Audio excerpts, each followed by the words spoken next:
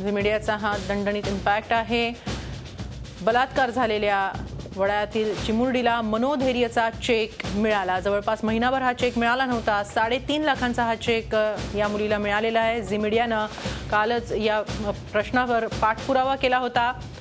महिना उलटूनही मनोधैर्याचा चेक या चिमुरडीला मिळाला नव्हता। अखेरीस आज तो मिळालेला आहे।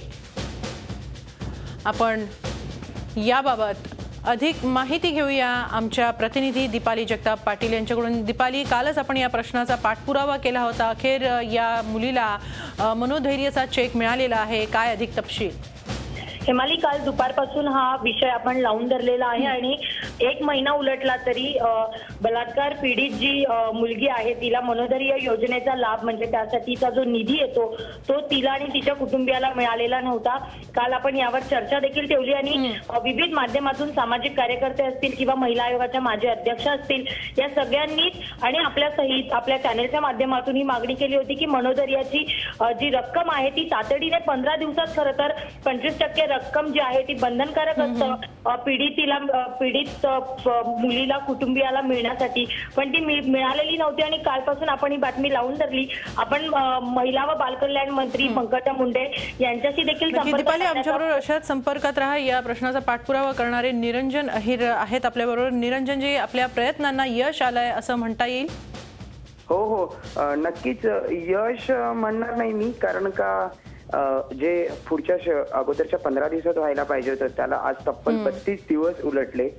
पण ठीक आहे, सरकारने तेवढी तरी म्हणजे प्रशासनाने तेवढी तरी तसदी दाखवली।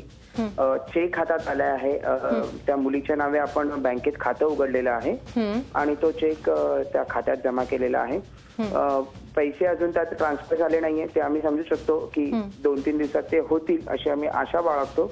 आणि एवढंच म्हणणं आहे की त्याच्या आता पुढचं काय, म्हणजे मुलगी बरी होईल त्यानंतर पुढे तिला होणारा जो मानसिक त्रास आहे समाजाच्या दृष्टिकोनातनं, कारण का आपला समाज कसा आहे हे प्रत्येकालाच माहिती आहे आणि तिच्या शिक्षणाचा वगैरे जे काही आहे तो पण एक मोठा टप्पाच आहे। पंकजा मुंडेंनी तर आम्हाला एका दुसऱ्या न्यूज चॅनलशी बोलताना त्यांनी सांगितलेलं की त्या पुढचा खर्च उचलणार आहेत त्या मुलीच्या शिक्षणाचा आणि जो सगळा आहे त्यांची जी NGO आहे त्याच्या मार्फत त्यांनी दर्शवलेलं की त्या सगळा खर्च घेतील तसं। नक्कीच त्या मुलीच्या भवितव्यासाठी आपण सारेच जण तिला शुभेच्छा देऊया, सगळेच प्रयत्न करतील। धन्यवाद निरंजनजी झी 24 तासशी बोलल्याबद्दल आणि दीपाली तुम्हाला देखील धन्यवाद। झी 24 तास रहा एक पाऊल पुढे।